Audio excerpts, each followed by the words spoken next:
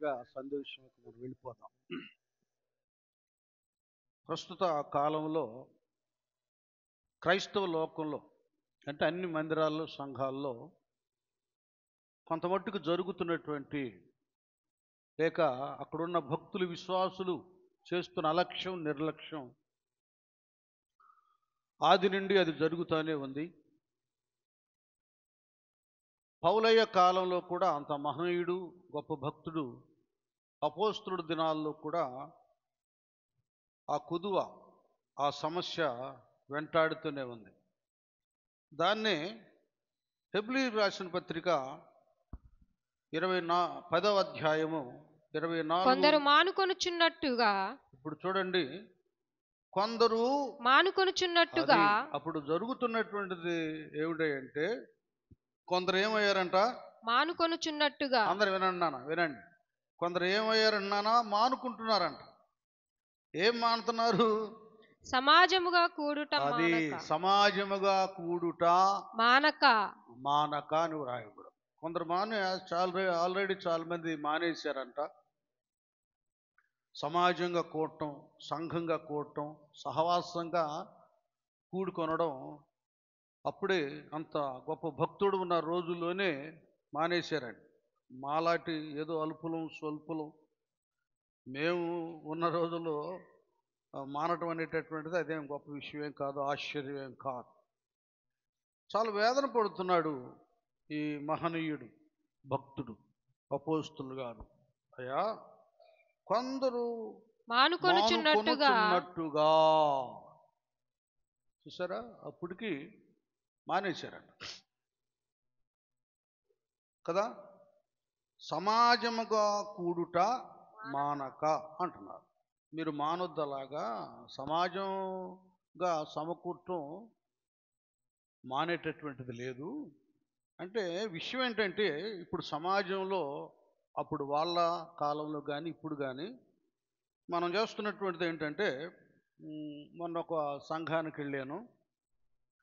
ఆ రోజు కూడా ఆ దంపతులు రాలేదు. ఏంటంటే వాళ్ళకి ఏదో క్లాష్ అంట కుటుంబంలో. ఇది కొన్ని సామెతలు ఎట్లా ఉంటుందంటే, భార్యాభర్తలు తగ్గు వాడుకోనంటే ఒక సామెత ఒకటి ఉంది. పిల్లవాడిని తీసుకెళ్ళి బాయిలు వేసారంట. కొందరి భక్తి ఎట్లా ఉంటుందంటే, మరి ఆ తోడు కోడళ్ళు కానీ అత్త కోడళ్ళు కానీ కొంతమందికి వాళ్ళకి ఒక సంఘంలో వాళ్ళకి సమాధానం ఉండదు. ఏదో విషయాల్లో వారు ఎడముఖంగా పెడముఖంగా ఉంటారు. వీళ్ళు ఏం చేస్తారంటే మందిరాన్ని మానేస్తారు. ఎందుకు వెళ్ళలేదంటే, నేను రాగానే దాని ముఖం చూడాలి, ఆ ముఖం చూడాలి, అందుకని నేను రావట్లేదు మందిరానికి అని కొంతమంది. అదే ఫంక్షన్లు అనుకోండి, వాళ్ళు తన్నుకున్నా గుద్దుకున్నా బంధువులు ఏదో పెళ్ళిళ్ళు పేరంటాలు ఏదో జరిగితే మాత్రం ఒకళ్ళకంటే ఒకళ్ళు పట్టు చీరలు కట్టుకొని ముందుగానే ప్రత్యక్షమవుతారు. చూడండి, ఏది అలుసు, ఏది సునాయాసంగా కూరలో కరివేపాకులాగా తీసేస్తారంటే సహవాసాన్ని, సన్నిధిని, ప్రార్థనను, మందిరాన్ని. మళ్ళీ వీళ్ళు తినడం మానరు, త్రాగటం మానరు, ఏమండి రెస్ట్ తీసుకుంటాం మానరు, ఉద్యోగాలు సకాలానికి వెళ్ళడం మానరు. ఎవరు అలుసు, ఏది తేలిక, దేన్ని చిన్న చూపు చూస్తారంటే దేవుని సహవాసాన్ని, మందిరాన్ని. అలాగున్నారు వాళ్ళు. నేను వెళ్ళినప్పుడు రావడంలో ఏంటంటే వాళ్ళకు భార్యాభర్తల మధ్యలో సమాధానం లేదంటే దేవుని సన్నిధి ఉంది. ఇక్కడ దేవుని ఆలయంలో ప్రతి ఒక్కరికి శుభము, చెప్పండి, శుభము సమాధానం కలుగుతుంది. ఒక సహోదరు అనేది ఇంట్లో చాలా క్లాష్, గొడవలు అన్నమాట, అసమాధాన పరిస్థితి. మాట్లాడినప్పుడు సందర్భంగా చెప్పేవారు, నాకు ఆ 2 గంటలు మందిరానికి వచ్చినప్పుడే ప్రశాంతంగా మనశ్శాంతిగా ఉంటుంది అని చెప్తా ఉండే. అంటే మందిరంలో ఉన్న విలువలు, అందులో ఉన్నటువంటి ప్రశాంతత, శుభము, సమాధానాన్ని ఆ బిడ్డ గ్రహించగలిగింది. గ్రహించగలిగింది. నీరసంగా ఉండి రాలేకపోయినట్టు. నీరసం ఏంది, నీరసం గీరసం దెబ్బకు మాయమైపోదు. పాట పాడతాడు, చప్పట్లు కొట్టగానే నరాల్లో పరిశుద్ధాత్ముడు శక్తిని సత్తువనిస్తాడు. ఎగురు గంతులేస్తావు ఇంకంతే. కనుక దేవుల్లో ఉన్నటువంటి విలువలు చాలామందికి తెలియట్లేదు. ఏం చేస్తారు వీళ్ళు? అన్నీ చేసుకుంటారు. దైవ సంబంధమైనటువంటి నియమం వచ్చేసరికి వాళ్ళు దూరం అయిపోతారు. ఈ సమాజముగా కూడటం, సమావేశం అవటం అనేటటువంటిది ఇది పరలోకం నుండే ఆరంభమైంది. పరలోకం నుండే ఇది ఆరంభమైంది. కొత్తగా దేవుడు ఏం ఏర్పాటు చేయాలి. వెళ్ళిపోతారా? ఎక్కడికి వెళ్తారు? టాలెంటెడ్గా మీరే చెప్పండి. యోబు అది చెప్పేసి చదివేసాయి. దేవదూతలు యెహోవా సన్నిధిని నిలుచుటకై యెహోవా సన్నిధిని నిలుచుటకై వచ్చిన దినమొకటి తటస్థించెను. అది అక్కడ కూడా దేవుడు ఆయన ఇలాగ హెడ్గా ఉండి, లీడర్గా, నాయకుడిగా ఉండి, లేక ఆయన అక్కడ ప్రసంగికుడిగా ఉండి అక్కడ ధవళ సింహాసనమున కూర్చుంటారు. ఆ సమయంలో దూత గణాలందరూ అక్కడ సమావేశం అవుతారు. ఆ సమయాల్లో దేవుడు తన దూత గణములతో, పరిశుద్ధ దూత గణములతో సమావేశాన్ని ఏర్పాటు చేస్తారు. అనేక మంది దూత గణాలు అక్కడ సమకూర్చబడతారు. ఇదేదో హఠాత్తుగా దేవుడు మనకు నిర్ణయించింది కాదు.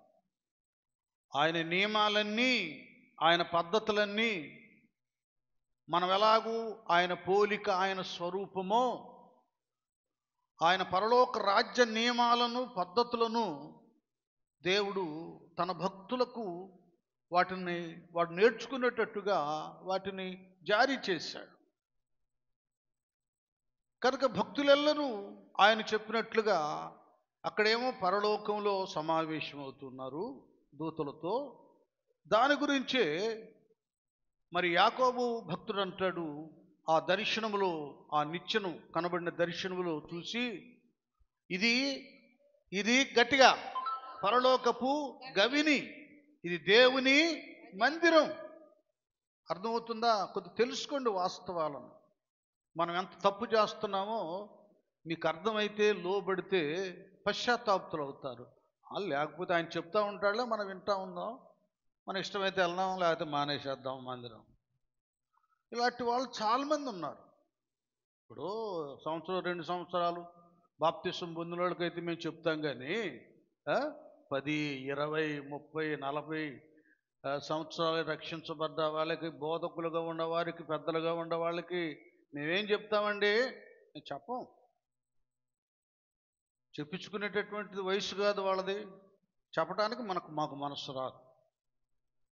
అది వాళ్ళే దేవుడు తన వాక్యం ద్వారా మాట్లాడుతుండగా స్థితిగతులను వాళ్ళే సరిచేసుకోవాలి కదా. ఈ సమావేశం అవటం అనేటటువంటిది దేవుడు ఎన్నిక చేసింది. అక్కడ ఇశ్రాయేలు సర్వ సమాజాన్ని బాకానాదం చేసినప్పుడు అందరూ కూడా ఆలయం దగ్గర సమావేశం అవ్వాలి. ఆ తర్వాత ఐగుప్తు నుండి విడిపించబడి యాత్రలో సమావేశం అవటమే కాకుండా, వాళ్ళు న్యాయాధిపతులు, రాజులుగా కొందరిని ఏర్పాటు చేసినప్పుడు వారు కూడా సమాజాన్ని ఏర్పాటు చేసే వాళ్ళందరూ వచ్చేవారు. ఇక నిర్గమాకాండం 20వ అధ్యాయంకి వచ్చేసరికి ప్రత్యేకంగా మరి విశ్రాంతి దినాన్ని దేవుడు ఏర్పాటు చేశాడు. విశ్రాంతి దినాన్ని దేవుడు దాన్ని బ్లెస్ చేసి కదా, దాన్ని పరిశుద్ధపరిచి ఆశీర్వదించి, దీనంతటిని మీరు ఆచరించాలి. విశ్రాంతి దినమున ఎవరు కూడా ఏ పనులు చేయకూడదు. ఇంకేమైనా మీరు ఇంటి పనులు, వంట పనులు చేసుకోవాలంటే 6వ రోజునే మీరు చేసుకొని సిద్ధపరిచి, మన్నా కూడా అంతే కదండి. మన్నా 6 దినాలు వాళ్ళకి దొరుకుతుంది. 7వ దినం వాళ్ళు ఏం చేయాలంటే 6వ దినాన్ని 2 అంతలు సమకూర్చుకోవాలి. చూడండి ఎంత స్ట్రిక్ట్గా, ఎంత గొప్ప సిద్ధపాటు. అది మీరు ఆలోచించండి. స్వయంగా దేవుడే చెప్పాడు, మీరు 6వ దినాన్నే దాన్ని సిద్ధపరచుకోవాలి. మేము మన్నా తినటానికి వెళ్తున్నాం, సమకూర్చుకుంటానికి వెళ్తున్నాం అంటే ఆ మన్నా వారికి దొరకదు. నానా కొద్దిగా నిర్గమాకాండంలో 20వ అధ్యాయంలో 6 దినములు 6 దినములు దాన్ని కూర్చుకొనవలెను. ఆ, విశ్రాంతి దినమున విశ్రాంతి దినమున అనగా అనగా 7వ దినమున 7వ దినమున అది దొరకదనెను. అది అట్లు జరిగెను. జరిగెను. ప్రజలలో కొందరు ప్రజలలో చూడండి, బద్ధకస్తులు, సోమరులు, దేవుని మాటను సరిగా వినని వారు, వినినా కూడా గ్రహించని వారు, గ్రహించినా కూడా లక్ష్య పెట్టనటువంటి వారు కొందరు. వాళ్ళు ఏం చేశారు? 7వ దినమున దాన్ని కూర్చుకొనడానికి వెళ్ళగా వారికి ఏమీయూ దొరకకపోయెను. అర్థమవుతుందా? చూసారా ఎంత? అప్పుడేమో కఠినంగా ఉంది కనుక అప్పుడు వివరం వాళ్ళకి అర్థం అవుతాం.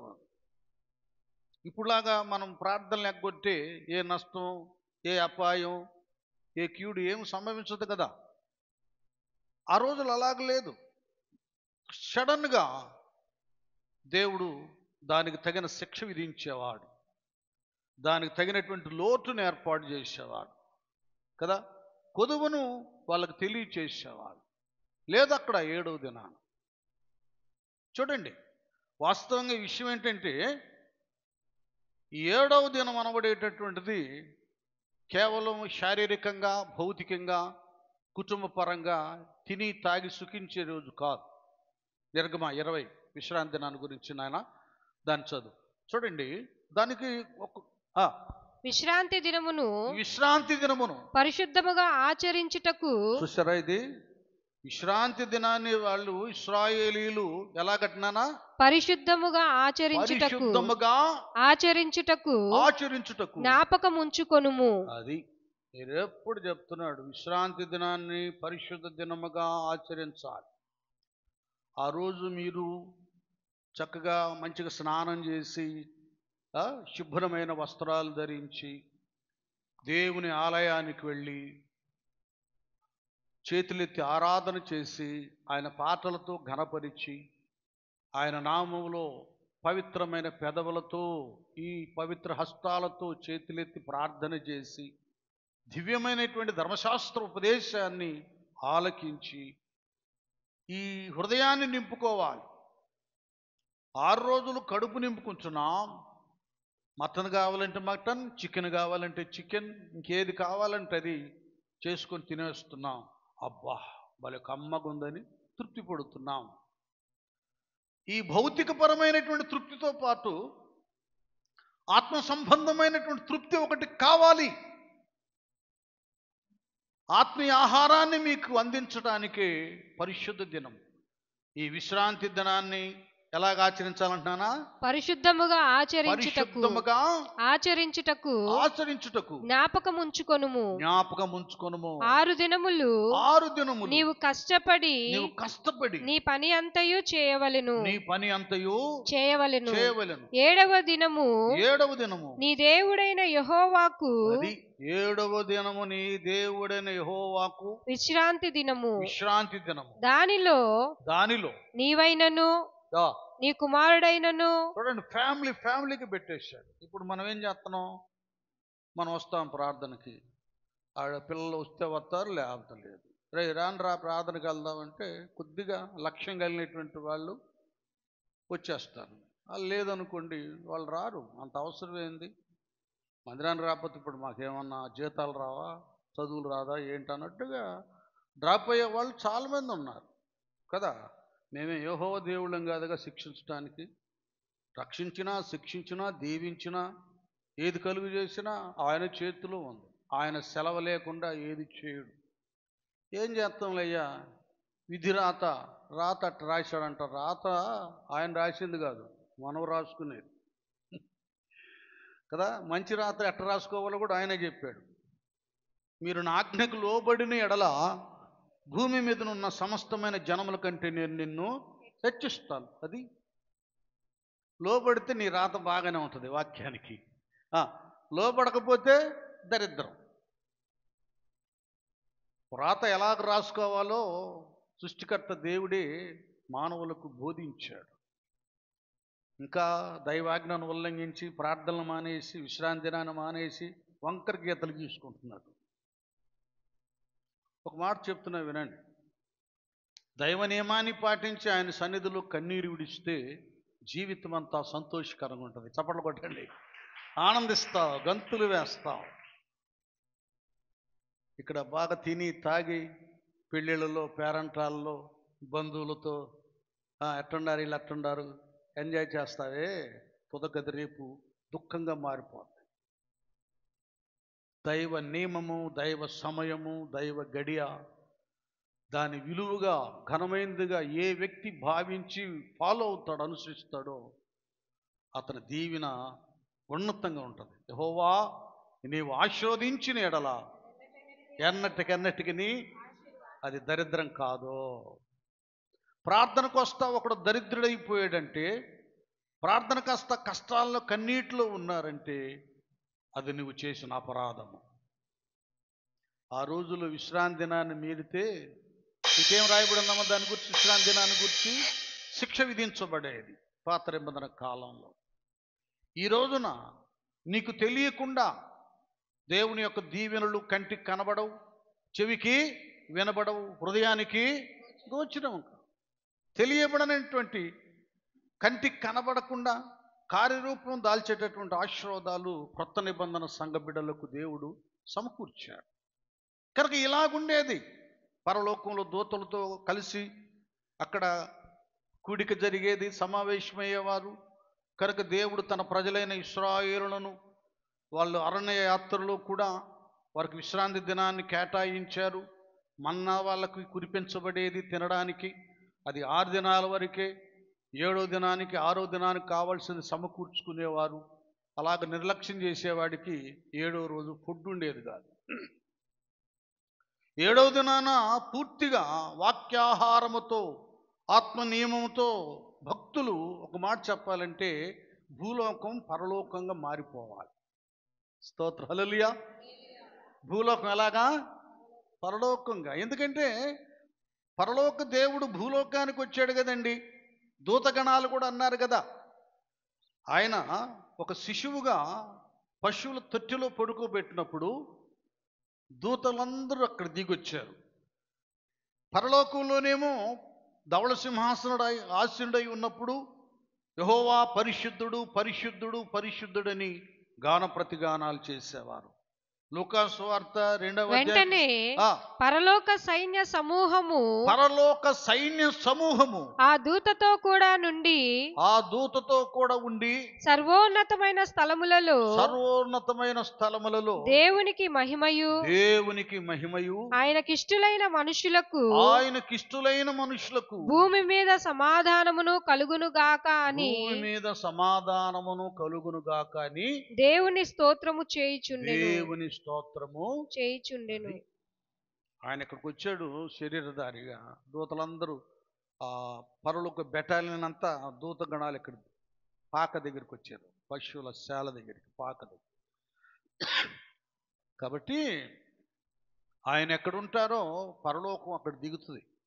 అలాగే యేసుప్రభుల వారు అన్నారు మత్తయి సువార్త 18:20లో, ఎక్కడైతే 2-3 నా నామమున కూడి ఉందురో చెప్పండి, నేను వారి మధ్య ఉందునని చెప్పాను. అర్థమవుతుందా? ఎందుకు సహవాసాలు మీకు అర్థమవుతుందా? ఏదో వచ్చి సరదాగా ఆళ్ళొక పాట ఏళ్ళొక పాట, జీవన బాబు ఆరాధన ఏదో ఫార్మాలిటీకి చేసేది కాదు. ఆరాధన చేసేటప్పుడు ఒక్కసారి మీ దృష్టి అటు పెట్టండి. ఆరాధన సమయంలో జీవనగా ఉండడు, శాలేముగా ఉండడు, మెరిసిగా ఉండదు. ఎవరుంటే చేస్తారో ఆ రూపురేఖలను పరిశుద్ధాత్మ దేవుడు మలిచి వేస్తాడు. ఇక అందులో లీనమయ్యే వాళ్ళకి ఇప్పుడు చూశారు కదా, ఒక కుమార్తె ఆత్మతో గంతులు వేస్తావు. పరలోక వాతావరణం ఇక్కడ దిగిపోద్ది. ఇంకంటే దూతగణాలు చుట్టూ ఉంటారు. ఎందుకంటే ఆయన ఇక్కడ ఉన్నాడుగా. ఎక్కడైతే 2-3 కూడి ఉందరో వారి మధ్య అన్నాడు ప్రభువారు ఉన్నాడు కాబట్టి ఆయన ఉన్నారు, పద వెళ్దాం అని దూతలు వచ్చేస్తాం. చాలా విలువైంది, మీకు అర్థం కావడంలా. ఏ వందలే ప్రార్థన, అయ్యే వందలే రొట్టె ఎరవటం. నానా ఎంత చౌకబారుగా దేవుని విషయాలు ఆలోచిస్తున్నారని నాకు భయం తడబుట్టుకొచ్చింది అనమాట. భయం వేస్తుంది. నేను కిందుండి కూడా తొందరగా వెళ్ళట్లేదు ఆరాధనకని వణుకు పుట్టింది నాకు. దేవుని విలువలు, సన్నిధి విలువలు తెలిసి కొని ఉండాలి. ఇంకా క్లారిటీగా బలి అంటాడండి మలాకి.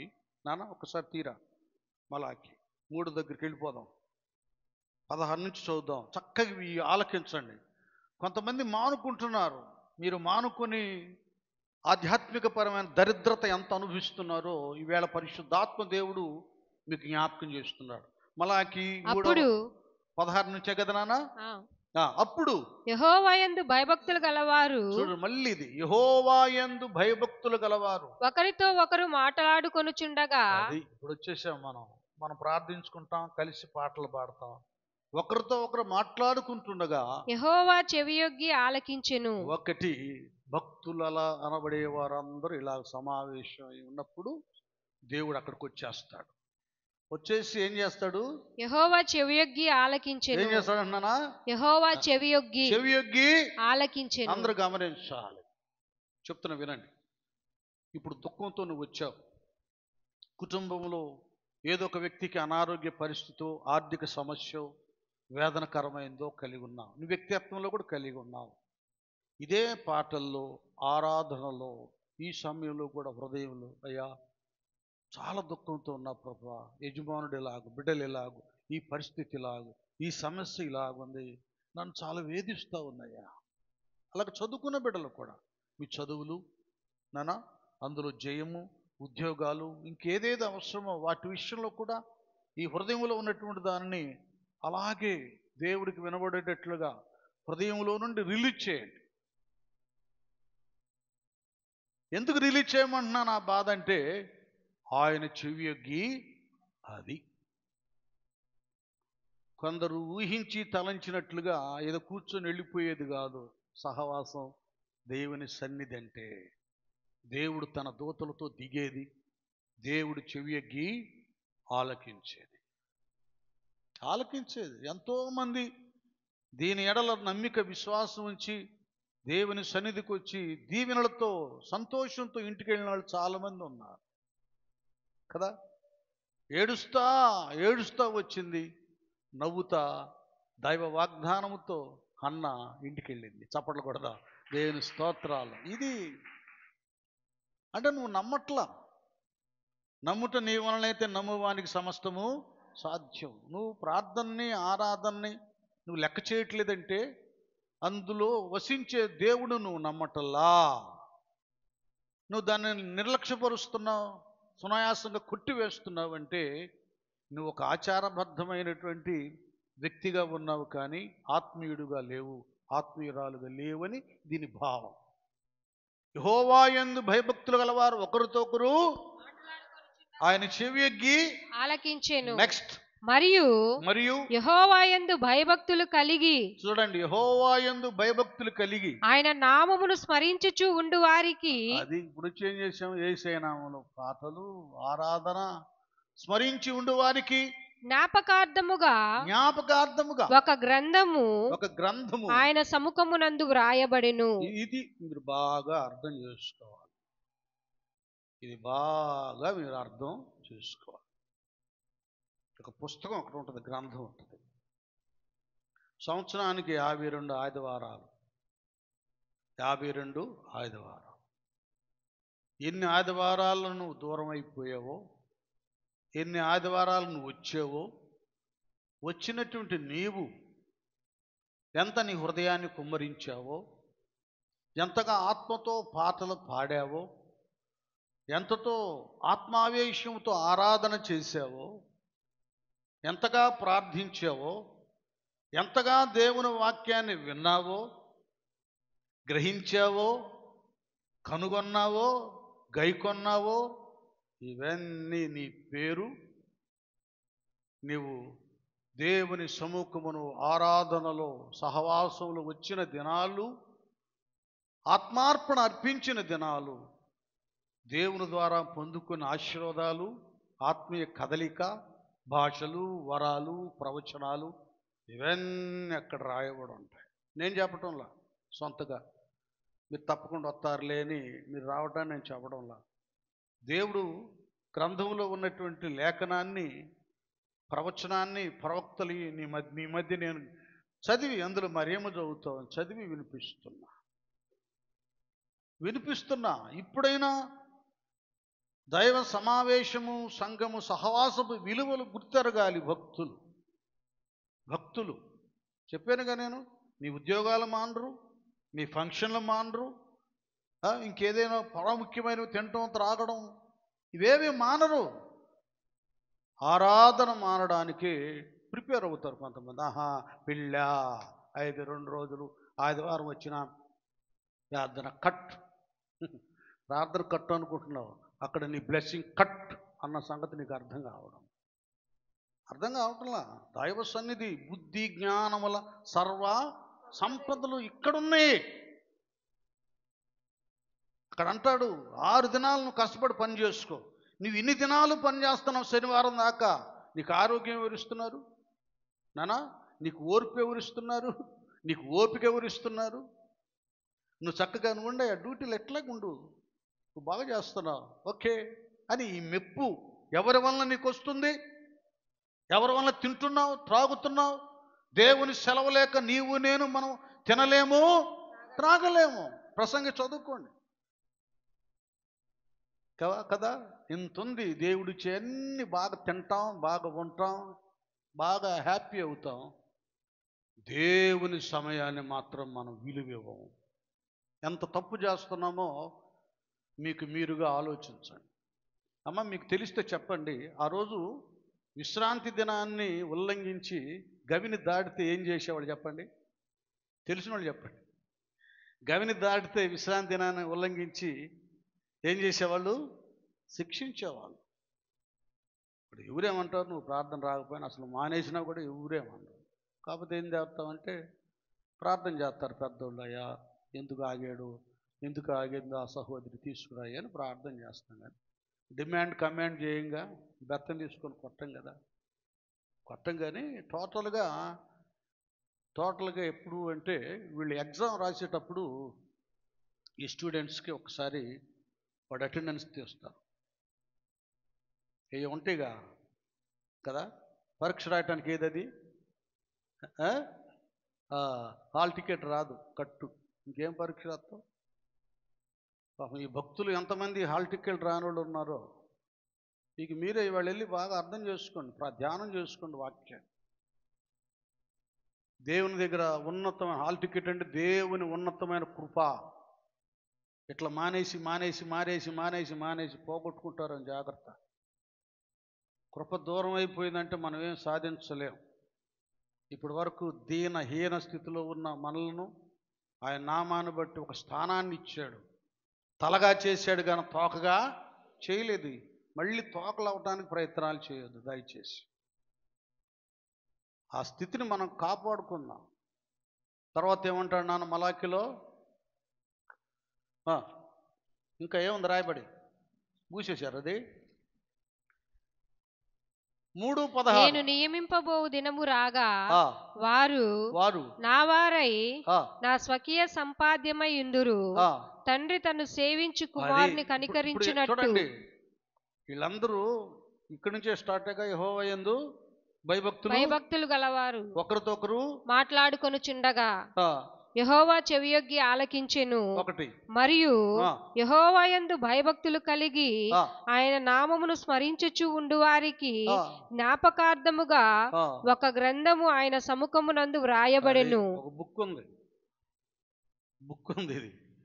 ఇది స్పిరిచువల్ లైఫ్ బుక్. ఇది ఉంటుంది. నీ పుస్తకం నీకుంటుంది, నా పుస్తకం నాకుంటుంది, లేదా ఆ పుస్తకంలోనే మన పేర్లు కింద బయోడేటా అంతనమాట. ఏవేంటో ఇవన్నీ ఉంటాయి ఇక్కడ. మనమన్నా ఎవరు ఎప్పుడు వచ్చారో కౌంట్ చేయం ఇక్కడ. పలానా ఆయన మరి 2025 సంవత్సరంలో ఇప్పుడు ఇన్ని వారాలు వచ్చాడు మనం రాయం, ఆయన రాస్తాడు. అంతేగమ్మా, మనం రాయం. ఎవరు రాస్తాడు? అసలు ఆయన దూతల చేత రాయిస్తాడు. మరి ఆ గ్రంథంలో ఇప్పుడు ఈ 6 నెలలు అయిపోయిన 7వ నెల మరి ఎన్ని వారాలు వచ్చావో రాలేదో, ఎన్ని ఉపవాసాలు ఉండలేదో అది ఆయనకి తెలుసు, నీకు తెలుసు. చిట్కా అంత అక్కడ ఉంది, చిత్రగుప్తుడు చిట్కలాగా అక్కడ ఉంది ఆ గ్రంథంలో. నెక్స్ట్ తర్వాత, నేను నియమింపబోవు దినము రాగా. అది మళ్ళీ ఈ భక్తులెల్లరికి సమావేశమైనటువంటి వాళ్ళందరికీ దేవుడు నియమించేటటువంటి దినము రాగా రాగా వారు నా వారై. అది అర్థమవుతుందా? ఇప్పుడు పాస్ అయిపోయారు అన్నమాట వీళ్ళు కదా. ఈ చక్కగా అటెండెన్స్ చక్కగా ఉంది, 100కి 100 ఉంది. హాల్ టికెట్ రావడానికి అర్హులు, పరీక్షలు రాయడానికి, పరీక్షల్లో నెగ్గటానికి కూడా. ఇక్కడైతే ఏమో కానీ ఈ భౌతికంగా 10th ఇంటర్ హాల్ టికెట్ల విషయం, ఇక్కడైతే ఈ నియమములో, దైవ సన్నిధిలో, దైవ నియమములో ఉండేటటువంటి వారికి పరిశుద్ధాత్మ దేవుడే ప్రతిదాన్ని జయించటానికి, మాట్లాడటానికి అభిషేకాన్ని ఇచ్చి శక్తినిస్తాడు. అది శ్రమ వచ్చినా, నిందొచ్చినా, అవమానం వచ్చినా జయించేటటువంటి ఓర్పు సహనాన్ని ఏ ఆలయంలో నువ్వు వసించి ఆత్మతో నడిపించబడుతున్నావో ఆ నడిపించిన పరిశుద్ధాత్ముడే శ్రమలు, నిందలు, అవమానములు, ఆర్థిక సమస్యలు, అనారోగ్య పరిస్థితులు అన్నిటినీ జయించటానికి, తాళుకుంటానికి, జయాన్ని పొందుకుంటానికి కృపిస్తాడు. గట్టిగా చప్పట్లు కొడదాం. అది ఇంకా నువ్వు జయాన్ని పొందుకున్న, పాస్ అయిపోయావు. వాళ్ళు ఏమవుతారంట? వారు నా వారై. అది వారు దేవుని పిల్లలై నా స్వకీయ సంపాద్యమై ఇందురు. నా స్వకీయ సంపాద్యమై ఇందురు. తండ్రి తన్ను సేవించు కుమారుని. ఎంత డీప్గా ఉందండి అది. తండ్రి తాను సేవించు కుమారుని కనికరించినట్లు నేను వారిని కనికరింతునని సైన్యములకు అధిపతి యెహోవా సెలవిచ్చుచున్నాడు. అయిపోయిందా? గట్టిగా చప్పట్లు కొట్టండి ఒకసారి. అందుకే భక్తిహీనులాతో నివసించుట కంటెను నీ మందిరావరణములో ఒక్క దినము గడుపుట. భక్తిహీనులాతో నివసించుట కంటెను నీ మందిరావరణములో ఒక్క దినము గడుపుట. 1000 దినాల కంటే శ్రేష్టమైనది, 1000 దినాల కంటే శ్రేష్టమైనది శాశ్వత కృపను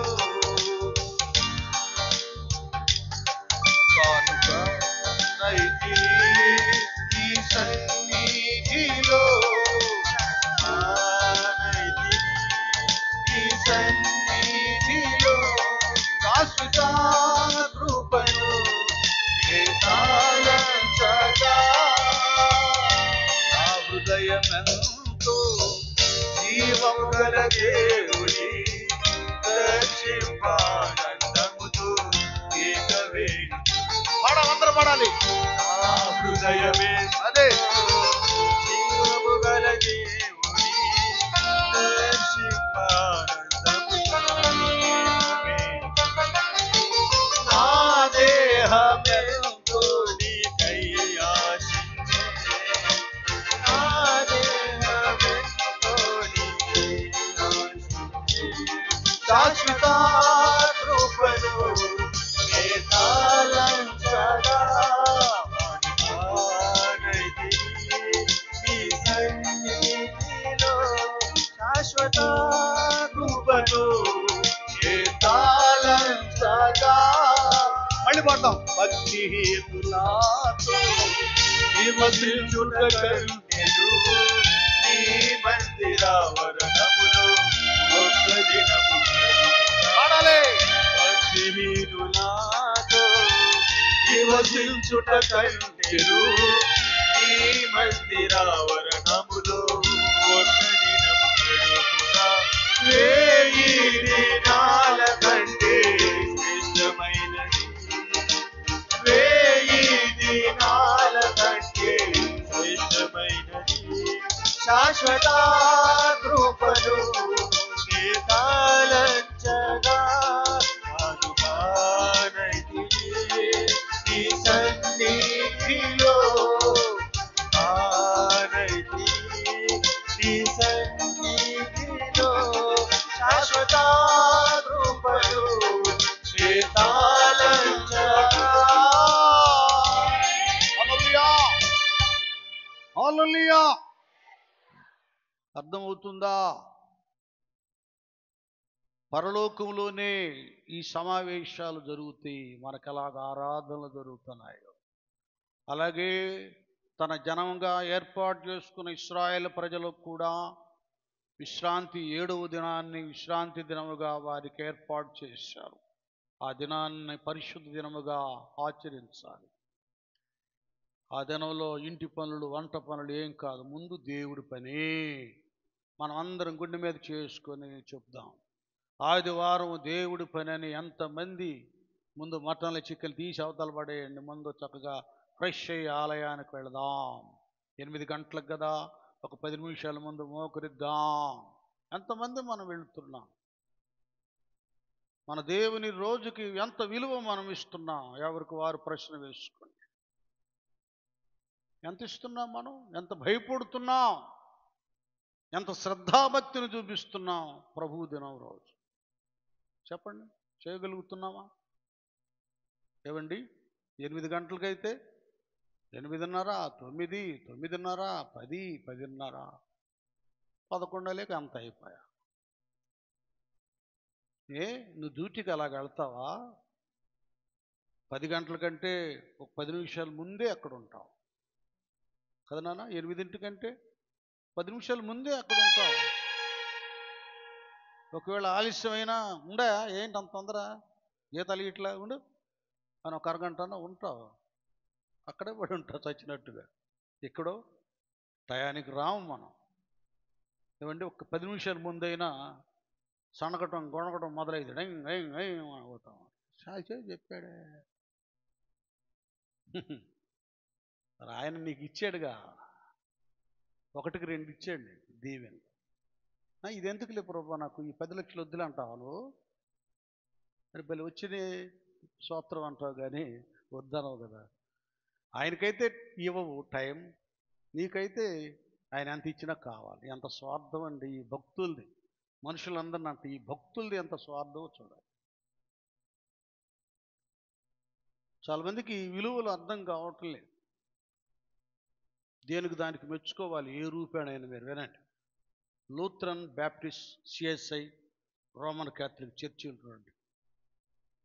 సర్వీస్ 6 o'clock అంటే వాళ్ళు 6కి మొత్తం చర్చి అంతా నిండిపోతారు. సిఎస్ఐ కానీ, రోమన్ క్యాథలిక్ కానీ, బ్యాప్టిస్ట్ కానీ, మన లూథరన్స్ కూడా. నేను అనుకుంటాను ఈ టైం సెన్స్ వాళ్ళకు ఉంది కనుకనే వాళ్ళ కొద్దిగానే దీవించబడుతున్నారు అనుకుంటాను.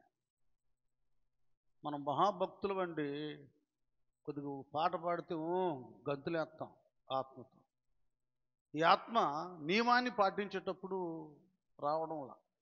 మీరు ఆలోచించండి, అది ఏం ఆత్మ అనాలో మీకు మీరు ఆలోచించండి.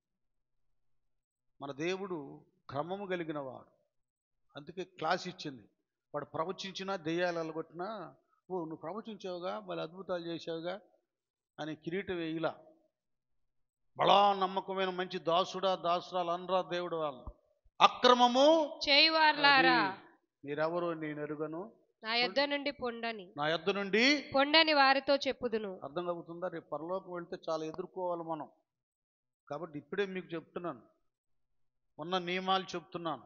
నేను ఎవరి మీద నాకు శత్రుత్వం లేదు. ఒక వాచ్మ్యాన్గా దేవుడు నన్ను పెట్టుకున్నాడు. ఏదో చెప్పాలని నన్ను పెట్టాడు, నేను చెప్తున్నా. నన్ను నేను సర్దుకుంటాను, సర్ది చేసుకుంటాను, నేను పరిశీలన చేసుకుంటాను. నా భక్తి ఎట్లుందో, నేను ఎలాగున్నానో తర్వాత నేను మీకు చెప్తాను. చెప్పకుండా చేసిన వాడు కాదు, చేసి చెప్తా ఉన్నాను మీకు. చాలా జాగ్రత్తగా ఉండాలి. మీకు అర్థం కాదు ఎంత బాధ వచ్చిందో పౌలయ్య. లేకపోతే ఎందుకంటాడు, కొందరు మానుకొనున్నట్లుగా సమాజముగా కూడుకొనుట మానక అంటున్నాడు. వాళ్ళకిలాగా మీరు ఉండొద్దురా నా బిడ్డలారా అని చెప్తున్నాడు. కనుక అదే ఎందుకో దేవుడు వాస్తవంగా ఇందులో ఉంది. పెద్ద సబ్జెక్టే తీశాను. ఇక్కడికి వచ్చేలేకే పరిశుద్ధాత్ముడు ఇది చెప్పన్నాడు. చాలామంది మానేస్తున్నారు. ఏందో గోళీలాటలాగా ఉంది వాళ్ళకి భక్తి అంటే. ఏందో ఆటకైతానంగా ఏదో గాంధీ పార్క్కి షికారుకి వెళ్ళినట్లుగా ఉంది. కాదు, నా సన్నిధి విలువైంది, దాన్ని ఎలాగ హాజరవ్వాలో వాళ్ళకి చెప్పు అన్నాడు దేవుడు. కాబట్టి నేను చెప్తున్నాను, మీరు వింటే దీవించబడతారు, వినకపోతే మీ కర్మానికి నేనేం చెప్పలేను. ఇది చాలా ప్రాముఖ్యమైనది. సరే, దీనిలో యాకోబు గారికి అక్కడే దర్శనం వచ్చింది. దేవుని మందిరం అంటే పరలోకపు కవిని, వేరొకటి కాదు. ఎందుకంటే ఇక్కడ దూతలు ఎక్కుచూ దిగుచున్నారు. దేవుని స్వరం ఇక్కడ వినబడుతుంది కదా, పైనుంచి దేవుని స్వరం వినబడింది. అది ఏదైనా సరే, తాటాకుతో వేసిన మందిరమైనా అక్కడ దేవుని సింహాసనం ఉంటుంది. అంతేగాని అక్కడ 50,000 ఉండే కాబట్టి నేను అక్కడికి వెళ్తాను, ఇక్కడ ఏంది ఇద్దరే ఉండాలని దేవుడు ఆగడం. ఎక్కడైతే 2-3 నామమున కూడి ఉందరో వారి మధ్య. ఈ మాట ఎందుకంటే మరి పెద్ద సంఘం, అన్ని వేల మంది, ఇన్ని వేల మంది అని గర్విస్తుంటారు కదా, వాళ్ళకి కౌంటర్ అన్నమాట. ఇద్దరున్న అక్కడ దేవుడు ఉంటాడు. ఎంతమంది వచ్చారని కాదు, ఎంతమంది దైవ నియమాన్ని అనుసరిస్తున్నారనేదే దేవుడికి కావాలి. ఇప్పుడు 5,000 మంది పురుషులే ఉన్నారు, 5 రొట్టెలు 2 చేపలు తిన్నవాళ్ళు. స్త్రీలు ఎన్ని వేల మంది, చిన్నపిల్లలు ఎన్ని వేల మంది, ముసలోళ్ళు ఎంతమంది, లక్షల మంది అక్కడ ఉన్నారు. వాళ్ళు రోగాల కొరకు ఏమండి రొట్టెల కొరకు వచ్చారు, కానీ నిత్య జీవం కొరకు కాదు. చివరికి సిలువ దగ్గర నిలబడింది ఎవరంటే ప్రియ శిష్యుడైన యోహాను గారు ఒక్కడే. అది కష్టాల్లో నష్టాల్లో అన్నిట్లో కూడా భరించి సహించి నమ్మకంగా నిలబడినటువంటి వాడే సరైన విశ్వాసి, భక్తుడు. కనుక ఈ సమాజాన్ని, సహవాసాన్ని గురించి ఉన్నతంగా చెప్తూ నానా ఇక్కడ మనం చూద్దాం. 84 యెషయా గ్రంథం 56, 6-7 వచనాలు చక్కగా చదవండి. సమాజంలో సమావేశం అవటం, దాని విలువలు, దేవుని మందిరంలో ఇక్కడ ఏం చెప్తున్నాడు 6-7 వచనాలు. విశ్రాంతి దినమును అపవిత్రపరచకుండా. అది చూసారా, వాళ్ళకేమో విశ్రాంతి దినం, మనకేమో ఆదివారం ప్రభు దినం. ఏం చేయకూడదట మనం? అపవిత్రపరచకుండా. వినాలి. నేను ప్రభు రక్తంతో కడగబడి బాప్తీసం పొంది రక్షించబడినటువంటి వారికే చెప్తున్నా నియమాన్ని. దాన్ని ఏం చేయకూడదట? అపవిత్రపరచకుండా. అపవిత్రం అనేది ఎప్పుడు కలుగుతుందంటే నువ్వు ఉండవలసిన నియమములో ఉండకుండా, నడవవలసిన పద్ధతిలో నడవకుండా కదా. పవిత్రమైనటువంటి రోజున హృదయ శుద్ధి లేకుండా నువ్వు ఉన్నప్పుడు దాని నియమాన్ని తల్లకిందులు చేస్తున్నావు. తర్వాత ఆచరించుచు నా నిబంధనను ఆధారము చేసుకొనుచు. చూడండి, చక్కగా నియమం ప్రకారం వెళ్ళాలి. ఈ 52 ఆదివారాలు తప్పకుండా ఆచరిస్తూ ఒక్కరోజు కూడా మిస్ అవ్వద్దు. ఎందుకంటే ఒక మాట చెప్తాడు, నువ్వు చదవద్దులేమో. యాకోబు 2:10 అంటాడు, ధర్మశాస్త్రం అంతయు గైకొని ఒక్క ఆజ్ఞ విషయంలో తప్పిపోతే మిగతా ఆజ్ఞలన్నిటి విషయంలో ఏమవుతాడు? అపరాధి అవుతాడు అంట. ఒక్కటి తప్పిపోయినా 7-6 సబ్జెక్టుల్లో ఒక సబ్జెక్టులో ఫెయిల్ అయినా పై తరగతికి వెళ్ళడం, తప్పి కూర్చుంటాడు ఆడ. మళ్ళీ ఏముండేగా సెప్టెంబర్ మార్చి అని తిరుగుతూ ఉంటుంది చక్రం. అలాగే భక్తి జీవితంలో కూడా మనం ప్రతి భక్తుడు నాతో సహా మనం జాగ్రత్తగా పరిశీలన చేసుకోవాల్సింది ఏంటంటే, ఈ 52 ఆదివారాలు పరిశుద్ధ దినం, పునరుద్ధాన దినంలో ప్రభువు కొరకు సిద్ధపడుతున్నామా లేదా? ఇప్పుడు దీనికే నువ్వు సిద్ధపడకపోతే, వినండి, అర్థం చేసుకోండి, ఆదివారం ప్రార్థనకు వెళ్ళడానికే, ఆరాధనకు వెళ్ళడానికే నువ్వు సిద్ధపడకపోతే రేపు రెండో రాకడికి ఎట్లా సిద్ధపడతావు? డైరెక్ట్గా ఆయన మేఘారుడై వచ్చినప్పుడు నువ్వు ఎదుర్కోగలవా? ఏడుస్తావు. కాబట్టి రేపు ఏడవకుండా ఉండటానికే ఇప్పుడు దేవుడు మలుస్తున్నాడు. ఆదివారమే నువ్వు ప్రార్థన అట్లా, రేపు వేసే రాకడొత్తే ఎత్తపడతాడంట ఈ భక్తురాలు. ఈ మధ్య ఒక ఫ్యాషన్ అయింది, సిద్ధపాటు వాక్యాలు లేవే, అసలు నీకు దిద్దుబాటే లేదు. సిద్ధపాటు ఎక్కడ పడతావు చెప్పు? ఇప్పుడు వస్తే ఇక్కడే ఉంటావు, భక్తులు వెళ్ళిపోతారు పైకి, ఏడవలసి వచ్చింది. కాబట్టి ఇక్కడ ఏమన్నాడు? ఆచరించమంటున్నాడు. పరిశుద్ధ విశ్రాంతి దినాన్ని అపవిత్రపరచకుండా ఆచరించుచు అది ఆచరించాలి, పాటించాలి. 52 వారాలు జాగ్రత్త చూసుకోవాలి. 10 రోజులు మానేస్తే నీకు శాలరీ ఇస్తాడు ఆయన? చెప్పు. అలాగే ఆయన ఆత్మీయ శాలరీ, ఆధిక్యతను, బహుమానాన్ని, ఈవుని పొందుకునేది ఆదివారం. నీకు ఎక్కడి నుంచి వస్తాయి ఆశీర్వాదాలు? ఆత్మశక్తి, ఉన్నతమైన స్థానం. నేను చెప్తున్నాను, ఇప్పుడు ఎంతో బోధకులై ప్రసంగం చేసి సంఘాలు కట్టవలసిన వారు వెతుకులాడుకుంటున్నారు. నేను సేవకు ఆరంభంలో వచ్చినప్పుడు చాలామంది నన్ను పిలిచేవాళ్ళు, వాక్యం చెప్పేవాళ్ళు. వెళ్ళి నేను సరిపోయిందిలే, వాళ్ళు పిలుస్తారు, వీళ్ళు ఒకసారి పిలుస్తారు, వాళ్ళు ఒకసారి పిలుస్తారంటే అక్కడికి వెళ్తే చాలే అని నేను అట్టాగి ఉన్నాను అనుకోండి. నాకంటూ నేను ఒక సంఘం కట్టుకోకుండా ఈ రోజున ఈ 100 మంది నా ఎదుట నిలిచిండేవాళ్ళు కాదు. ఈ స్థానం, ఈ ఘనత దేవుడు నాకు ఇచ్చేవాడు కాదు. వరాలు గల్లా వాళ్ళు కూడా సేవ చేయాలనుకున్న వాళ్ళు యేసు ఎలాగ సంచరించాడో గ్రామాల్లో, పట్టణాల్లో, పల్లెల్లో వెళ్ళాలి, సువార్త చెప్పాలి, కరపత్రాలు పంచాలి, కొందరినైనా దేవుని దగ్గరికి నడిపించాలి. అది అందరికి ఇస్తాడు దేవుడు వరం. మనం చెప్పాను ఒకది అక్కడ 10 రోజులు ఉపవాస ప్రార్థనలు చెప్పాను. ఏం చెప్పారంటే, ఆ ఊరు ఆయన, ఈ ఊరు ఆయన అద్భుతాలు చేస్తున్నాడు, అన్ని చెబుతున్నాడు, ప్రవచిస్తున్నాడు అంటున్నారు. ఆ వరం మనందరికి దేవుడు ఇచ్చాడు. ఏమంటాడు? అంత్య దినములలో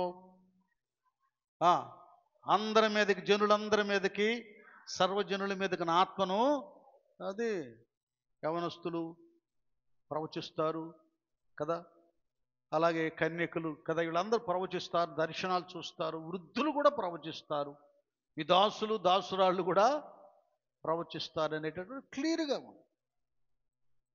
ఇక్కడ ఏమైందంటే 10 దినాలు ఉపవాస ప్రార్థనలో ఆ పిల్లాడు ఇక ఎంటర్ అయిపోయింది కాబట్టి డిగ్రీలో. అమ్మ రాజేష్ ఏంటి చదివేది తెలిసేవరకన్నా? అమ్మ డిగ్రీకి జాయిన్ అవుతున్నాడా? ఆ పిల్లాడు హైందవ కుటుంబం రక్షించబడ్డవాడు. మరి బెన్ని వీళ్ళకి బంధువులు అవుతాడు.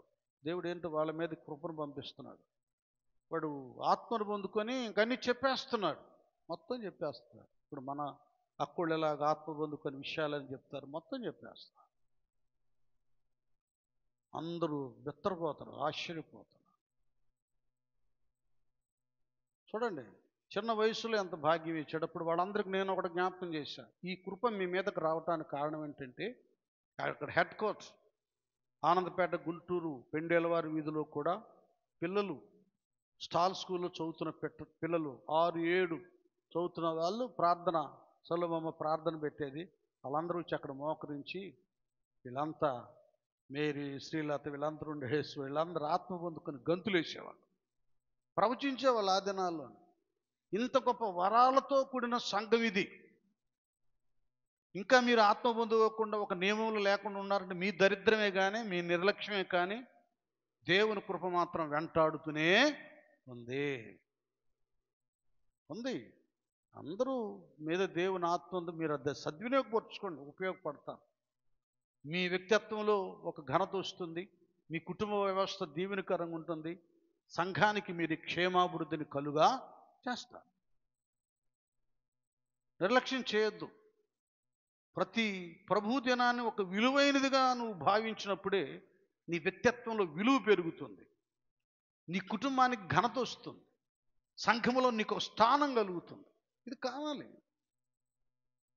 తర్వాత ఏమంటాను చదువుది, అదే యెషయా గ్రంథం 56. నా నిబంధనను ఆధారము చేసుకొనుచు, నా నిబంధనను ఆధారంగా చేసుకొనుచు, యెహోవాకు దాసులై యెహోవా నామమును ప్రేమించుచు, యెహోవా నామమును ఇప్పుడు ఏం చేయాలి? ఇక వాటికి ఇటికి కాదు, బానిసలు డబ్బులకి వాటికి వీటికి కాదు, యెహోవాకు దాసులై యెహోవా నామమును ప్రేమించుచు ఆయనకు పరిచర్య చేయవలనని. అది ఏం చేయాలంట? మందిరంలో పరిచర్య చేయవలనని ఆయన పక్షంగా చేరు అన్యులను నా పరిశుద్ధ పర్వతమునకు తోడుకొని వచ్చేదను. నా Next. ప్రార్థనా మందిరములో అది నా ప్రార్థనా మందిరములో. వారిని ఆనందింపజేసేదను. అది గట్టిగా చప్పట్లు కొట్టండి. ఏమవుతుంది? ఈ నియమాన్ని పాటిస్తున్న భక్తులలో ఏం పొందుకుంటారు? దేవుడు వారిని ఆనందింపజేసేదను ఆనందింప చేసేదను. అది ఈ నియమం ఒకటి ఉంది, నేను చెప్తున్నాను, మీరు బాగా అర్థం చేసుకోండి. ప్రతి విశ్వాసి రక్షణ పొందుకున్న కుమారుడు కుమార్తె దేవుని ఆలయంలో దైవాత్మతో ఆనందించే స్థానాన్ని ముందు సంపాదించుకోవాలి. భక్తులందరికీ యేసయ్య చెప్పిన మాట ఏంటంటే, మొదట నా రాజ్యాన్ని నీతిని వెతకండి, తర్వాత అన్నీ మీకు వస్తాయి. ఇప్పుడు ఆ ఇంజిన్ సరిగా ఉంటే ఎన్ని బోగీలైనా దాన్ని తగిలించవచ్చు, వాటన్నిటిని లాక్కుని వెళ్ళిపోతాయి. దైవాత్మ శక్తే మనలో ఉంటే ఎన్ని ఆశీర్వాదాలు మన వెంట పరిగెత్తుకుంటూ వస్తాయి. స్తోత్రం, హల్లెలూయా. ఆశీర్వాదాలన్నీ మన వెంట పరిగెత్తుకుంటా వస్తాయి. కనుక ఆత్మీయతలో దేవుని యొక్క రాజ్యం అంటే భోజనము పానము కాదు కానీ నీతి, సమాధానము, పరిశుద్ధాత్మ యందలి ఆనందం. ఇది పొందుకోవాలి. మనం చాలామంది ఏం చేస్తున్నాం ఏంటంటే, అమ్మో బంధువుల్ని వాళ్ళు ఏమైనా అనుకుంటారేమో, వాళ్ళని హ్యాపీ చేయాలి. ఫ్రెండ్స్ని, మిత్రుల్ని, వాళ్ళని హ్యాపీ చేయాలి. ఈ లోక సంబంధమైన వాటిని హ్యాపీ చేయటానికి ప్రభువునే దూరం చేసుకుంటున్నాం. ఆత్మీయుల మధ్యలో ఉంటలేదు, ఆత్మీయత లేదు, అభిషేకం లేదు, ఆరాధన లేదు. ఇవన్నీ పోయినా నాకు పర్లేదు, కానీ నాకు శరీరులు కావాలనుకుంటున్నా. అసలు నువ్వు ఆనందించవలసింది దేవుని మందిరంలో ఆనందిస్తే నువ్వు పొందుకున్న ఆనందాన్ని నీ బంధుమిత్రులకు నువ్వు పంచవచ్చు. వాళ్ళల్లో వాళ్ళ కొరకు నీవు, నీ కొరకు వాళ్ళకు ఉండే ఆనందం కంటే దేవుడు మనకిచ్చాడు తన ఆలయంలో ఆనందం ఉన్నతమైనది,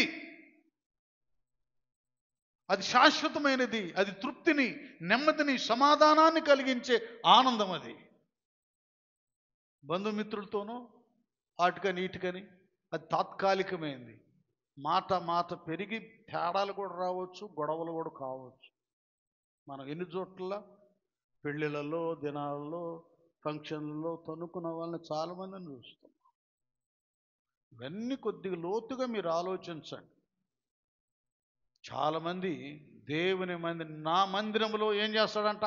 వారిని ఆనందింపజేసేదను. నా బలిపీఠము మీద, నా బలిపీఠం మీద వారర్పించు దహన బలులను, వారర్పించు దహన బలులను నాకు అంగీకారములగును. నాకు ఏమవుతాయి అంట? అంగీకారములగును. గట్టిగా చప్పట్లు కొట్టండి ఇంకోసారి. అర్థమవుతుందా? ఈ మాట ఎంత గొప్పదండి. ఎందుకంటే దీనికి ఒకటి నెగిటివ్ ఉన్న ఒక రిఫరెన్స్ అవుతాం. ఇది ఇంతే ఉంచమ్మా. ఇంకొకళ్ళు ఏం చేస్తారంటే, సమూయేలు మొదటి గ్రంథం 15వ అధ్యాయము 22 తీయండి. చూడండి, ఇక్కడ ఒక ఆయన రాజే బలులు అర్పిస్తున్నాడు, అర్పణలు. అందుకు సమూయేలు తాను సెలవిచ్చిన ఆజ్ఞను, అది తాను సెలవిచ్చిన ఆజ్ఞను ఒకడు గైకొనుట వలన యెహోవా సంతోషించునట్లు ఒకడు దహన బలులను, చూడండి, ఒకడు దహన బలులను అర్పించుట వలన ఆయన సంతోషించునా ఆలోచించుము. ఇది ఆలోచించాలి మనం. ఆలోచించుము. బలులు అర్పించుట కంటే ఆజ్ఞను గైకొనుటయు పొట్టేళ్ల క్రొవ్వు అర్పించుట కంటే మాట వినుటయు శ్రేష్టము. హల్లెలూయా. అర్థమవుతుందా? ఏవేవో అర్పించుట కంటే మాట వినడం శ్రేష్టం కదా. ఇక్కడ తేటగా చెప్తూ ఉన్నాడు యెషయా ప్రవక్త ద్వారా. దేవుడు ఏమంటున్నాడు? నా బలిపీఠము మీద వారు అర్పించు దహన బలులను నాకు అంగీకారములగును. అది అంటే అర్థం ఏంటంటే, వీరు మాట విన్నారు, నా యొద్దకు రండి, నా ఆలయంలో మిమ్మల్ని ఆనందింప చేస్తాను, నా ఆజ్ఞకు లోబడండి, నా నిబంధనలను గైకొనండి అని దేవుని యొక్క మందిరానికి వచ్చి, సహవాసానికి వచ్చి, సమాజానికి వచ్చి, ఆజ్ఞకు లోబడి పరిచర్య చేస్తూ తగ్గించుకొని ఆత్మపూర్ణులై ఇప్పుడు అర్పిస్తున్నారు. ఏమేమి అర్పిస్తున్నారు? బలులను, దహన బలులను అర్పిస్తుంటే ఆయన ఏం చేస్తున్నాడు? అది ఇప్పుడు మన అర్పణలు బలు ఏంటంటే విరిగి నలిగిన హృదయమే మనసే దేవునికి ఇష్టమైన బలి. అది అర్థమవుతుందా? ఆ విరిగి నలిగిన మనసుతో దైవ నియమాన్ని పాటిస్తూ సమాజంగా సమావేశమవుతూ నీ వేదనను గురించి నీ దేవునికి చెప్పుకుంటున్నావే, ఆ ప్రార్థనలు అవన్నీ కూడా దేవునికి ఏమవుతాయట? అంగీకారములు అగును. దేవుడు నీ సమస్యలన్నీ తీర్చునుగాక. అది ఇక నీ సమస్య తీరిపోయింది పో. ఈరోజు రేపు సాక్ష్యం ఇస్తారు వచ్చేవా. ఈ నియమంలో నీవు ఉంటే తప్పక ఏ విషయంలో నువ్వు టెన్షన్ పడిపోతున్నావో, వేదన పడుతున్నావో, ఏంటి ఇంకా ఈ జాబ్ విషయం అనుకుంటున్నావో, నీ ముందుకు ఒక ఉన్నతమైనది వస్తుంది, నువ్వు స్వీకరిస్తావు. ఆమేన్. అది ఎందుకంటే మన దేవునికి అసాధ్యమైనది ఏది లేదు. ఇది జరగదు అని లోకం అంటే జరిగిస్తున్నాను చూడని జరిగిస్తాడు మన దేవుడు. ఆయన మాట విందాం. పౌలయ్య వేదన పడుతున్నట్లుగా మనం మానక సమాజముగా కూడి ఉందాం. ఆ తర్వాత ఏమంటాడు నాన్న? అయిపోయింది, ఇంకా 5 నిమిషాలే ఉంది. నా మందిరము సమస్త జనులకు ప్రార్థనా మందిరం అనబడును. దేవునికి స్తోత్రం. హల్లెలూయా. ఏంటి పరిస్థితి? ఇదేంటి మరి? విన, ఇది ఒకటి మీరు అర్థం చేసుకోవాలి. ఒక చోట అన్ని జనులకని ఉంటుంది. నా మందిరము సమస్త జనులకు ప్రార్థనా మందిరం అనబడినని ఎప్పుడు అవుతుందంటే, బాగా అందరం రక్షణ పొందుకున్నాం మనం గ్రహించాలి. నీవు నేను ఎప్పుడైతే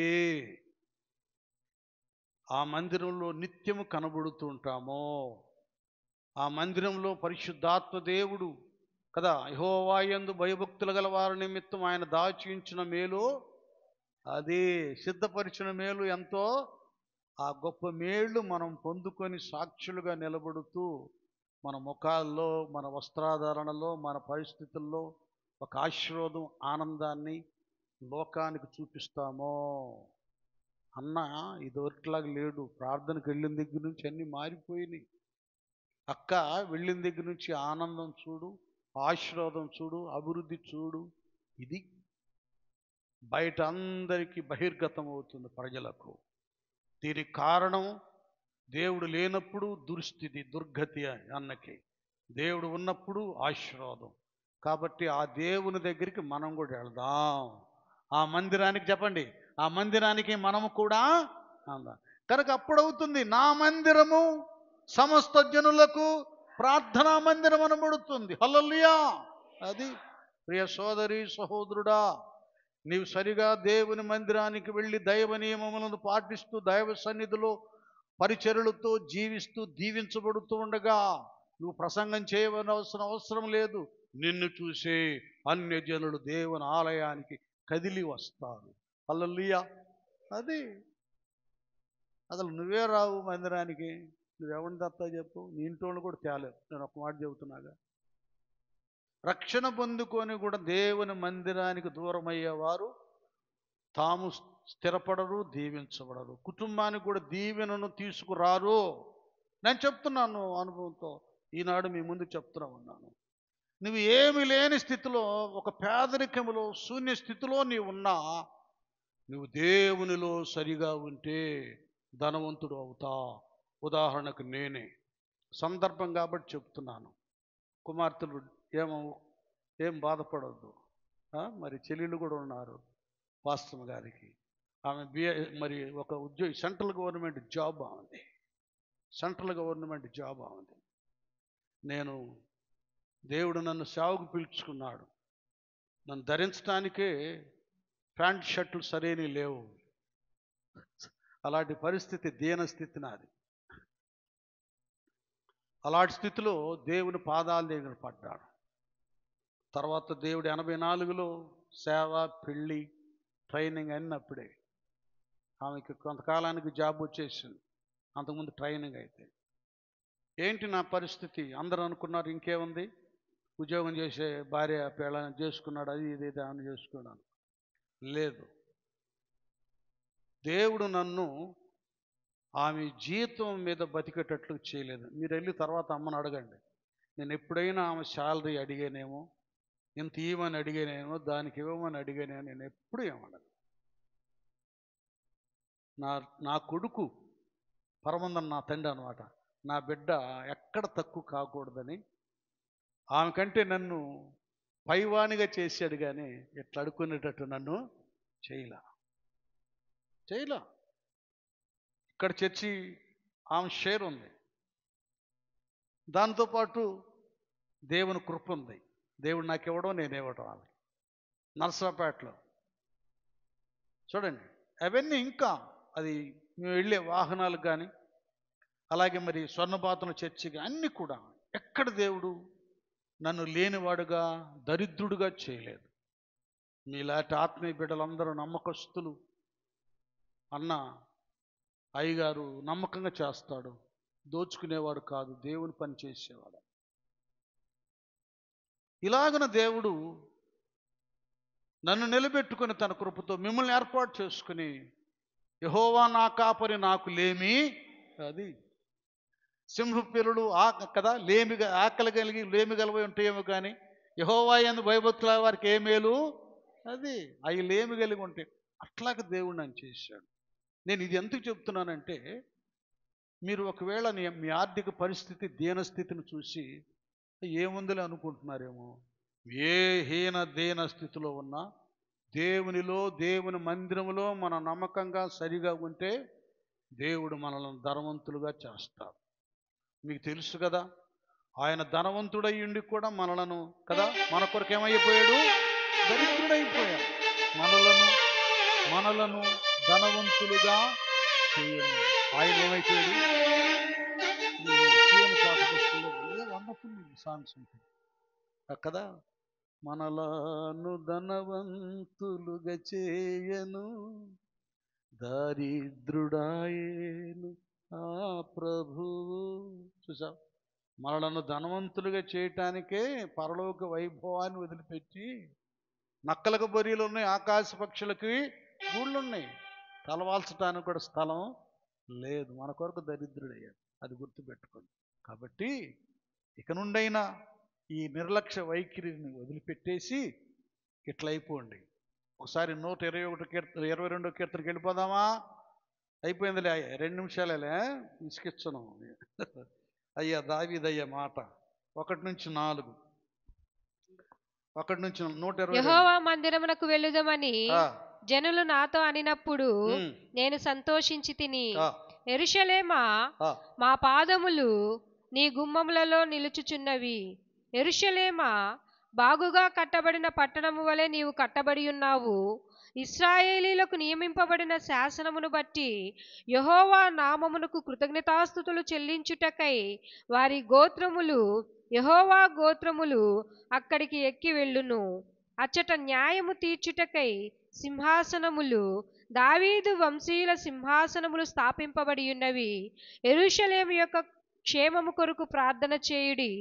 యెరూషలేమా నిన్ను ప్రేమించువారు వర్ధిల్లుదురు. నీ ప్రాకారములలో నెమ్మది కలుగును గాక, నీ నగరులలో క్షేమముండును గాక.